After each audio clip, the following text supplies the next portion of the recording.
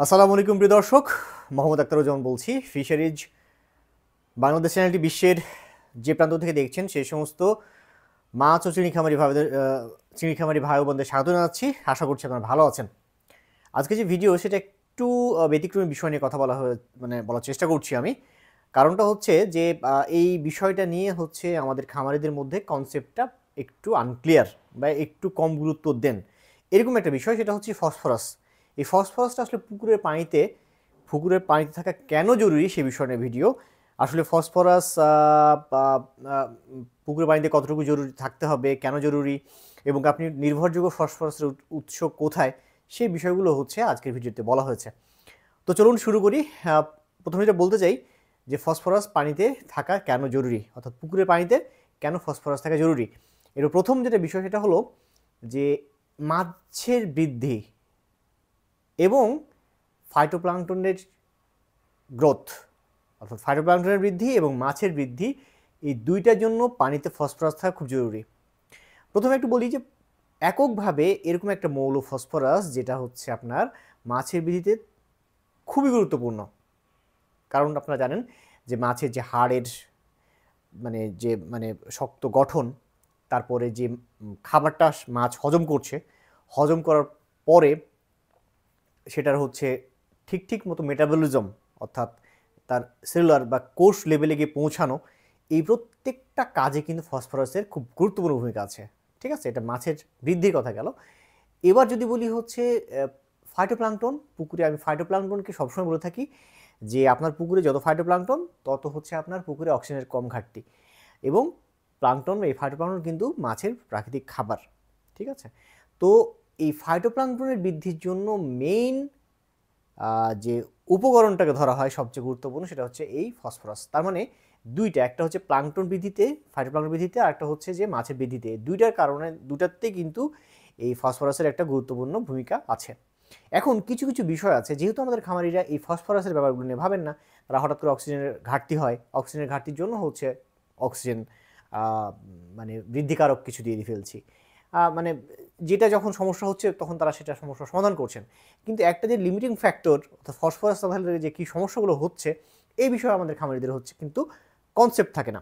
তো এখানে একটু কথা বলতে চাচ্ছি, সেটা হচ্ছে যে পানিতে এই ফসফরাসের কতটা আছে, মানে পানিতে ফসফরাসের মানের উপর নির্ভর করছে আপনার ওই পুকুর কতটা প্রোডাক্টিভ, মানে কতটা ওই পুকুর হচ্ছে আপনার প্রোডাক্টিভ, বা কতটা হচ্ছে উৎপাদনশীল, বা কতটা হচ্ছে মানে ভালো পুকুর। এটা কিন্তু ফসফরাসের মানের উপর ডিপেন্ড করে। চিন্তা করে দেখেন, মানে তাহলে ফসফরাস কত গুরুত্বপূর্ণ। পানিতে যদি বলা হচ্ছে যে আপনার 0.05 ml প্রতি লিটারে, হ্যাঁ 0.05 প্রতি ml পার লিটারের কম যদি থাকে, তাহলে সেই পুকুরকে আপনি হচ্ছে মানে অনুর্বর, মানে ওই পুকুরের কোনো উর্বরতা নাই, এই কথা বলা হয়ে থাকে। চিন্তা করে দেখেন যে এটা কী গুরুত্বপূর্ণ। তাহলে আবার তাহলে স্বাভাবিকভাবে আপনাদের প্রশ্ন আসছে যে তাহলে ভালো কতটুকু ফসফরাস থাকলে সেটা গুরুত্বপূর্ণ।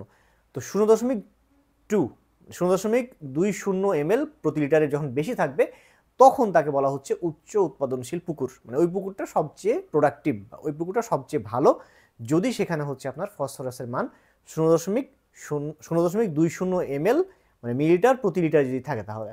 ঠিক আছে, এখন এই বিষয়টাতে তো আসছি যে ফসফরাস আপনি কোথায় পাবেন, এটা তো একটা ঘটনা আসছেই। তার আগে একটু বলি, স্বাদু পানিতে মানে আরেকটা যেটা আতঙ্ক তৈরি করার বিষয়, সেটা হচ্ছে স্বাদু পানিতে হচ্ছে প্রয়োজনীয় তুলনায় কম ফসফরাস থাকে। মানে লোনা পানির যারা হচ্ছে আমার দর্শক আছেন, তাদের একটু না হয় মানে চিন্তামুক্ত থাকা গেল, কিন্তু এই স্বাদু পানিতে হচ্ছে ফসফরাস প্রয়োজনীয় তুলনায় কম থাকে। হ্যাঁ, মানে এটা একটা আতঙ্কের বিষয়। তার মানে আমাদের এমনিতে গ্রোথের যে ব্যাপারটা, প্লাঙ্কটনের যে বৃদ্ধিটা, সেটা অনেকটাই কম হয়ে যাচ্ছে। আবার এখানে আরেকটা কথা বলার একটু ব্যাপার আছে, সেটা হলো যে যদি অতিমাত্রায় যদি হচ্ছে ফাইটোপ্লাঙ্কটন থাকে, তাহলে সেটা কিন্তু হচ্ছে ফসফরাস যে কম থাকবে সেটারও কিন্তু একটা পরিমাণ, আমরা বুঝতে পারছেন অধিক ফাইটোপ্লাঙ্কটন তার মানে সেখানে বেশি ফসফরাস খেয়ে ফেলছে, যার কারণে সেখানে স্বল্পতা তৈরি হচ্ছে। সো অতিরিক্ত ফাইটোপ্লাঙ্কটন যেটাকে আমরা ব্লুম বলি, সেটা কিন্তু হওয়া যাবে না। এটা হলে কিন্তু ফসফরাসের পরিমাণ কমে যায়। এখন কোথায় আমি নির্ভরযোগ্য ফসফরাস পাবো, আবার কি বলবো, পুকুরের জন্য। এখন যেটা হয়, মানে আমাদের খামারিরা যেটা বরাবরই করে থাকেন, সেটা হচ্ছে যে টিএসপি তাদের অ্যাভেলেবল সার আছে, ডিএপি অ্যাভেলেবল সার আছে, এগুলো দিয়ে তারা হচ্ছে ফসফরাসের চাহিদা মেটান। এখন আমি আপনাদের বরাবরই বলেছি রাসায়নিক সারের মারাত্মক কুপ্রভাব রয়েছে পুকুরের ক্ষেত্রে। সো এই টিএসপি ডিএপি এইসব সারগুলো ব্যবহার করার ক্ষেত্রে আমার হচ্ছে আপত্তি আছে। আমাকে যারা নিয়মিত ফলো করেন তারা জানেন আমি বলি যে কোন এই রাসায়নিক সারগুলোর কত ধরনের ক্ষতিকর ব্যাপার আছে। সো আমি কোথায় পাবো এই হচ্ছে ফসফরাস, যেটা হচ্ছে আমার কী হবে, আমার হলো নির্ভরযোগ্য ফসফরাস আমি কোথায় পাবো। সো আমি আপনাদের একটা প্রোডাক্টের কথা নতুনভাবে বলতে চাচ্ছি, সেটা হচ্ছে প্ল্যাঙ্কটোজেন। এই প্ল্যাঙ্কটোজেনটা যদি হচ্ছে আপনি পুকুরে মানে নির্ধারিত ডোজে যদি প্রয়োগ করেন, তাহলে আপনার এই ফসফরাসের যে ঘাটতি সেটা কিন্তু থাকবে না, এবং আপনি নিজে বুঝতে পারবেন এই ফাইটোপ্ল্যাঙ্কটন ঠিক মতো বৃদ্ধি হচ্ছে এবং ভালো মতো হচ্ছে। বিভিন্ন আপনার হলো মাছে যে বৃদ্ধি বলেন, ফাইটোপ্ল্যাঙ্কটনের বৃদ্ধি বলেন, সব মোটামুটি ঠিকঠাক থাকবে এবং একেবারে অর্গানিক উপায়ে। তো এই মোটামুটি আপনারা আপনাদের পুকুরকে হচ্ছে ফসফরাসের মানে প্রয়োজনীয় তুলনায় ফসফরাস রাখুন, আপনার পুকুরকে প্রোডাক্টিভ রাখুন, উৎপাদনশীল রাখুন, এটাই হচ্ছে আমার বলার বিষয়। ভিডিওটি নিয়ে যদি আপনাদের কোনো এই বিষয়টি নিয়ে যদি আপনাদের কোনো প্রশ্ন থাকে, তাহলে আপনারা কমেন্ট সেকশনে গিয়ে কমেন্টস করুন, আমি চেষ্টা করবো আপনাদের প্রশ্নগুলোর উত্তর দেওয়ার জন্য। ভিডিও ভালো লাগলে চ্যানেল সাবস্ক্রাইব করুন, বেশি শেয়ার করুন ওই সমস্ত খামারি ভাইদের কাছে যাদের কাছে তারা উপকৃত হবেন। ভালো থাকবেন, দেখা হবে অন্য কোনো দিন অন্য কোনো ভিডিও নিয়ে। সে পর্যন্ত আল্লাহ হাফেজ।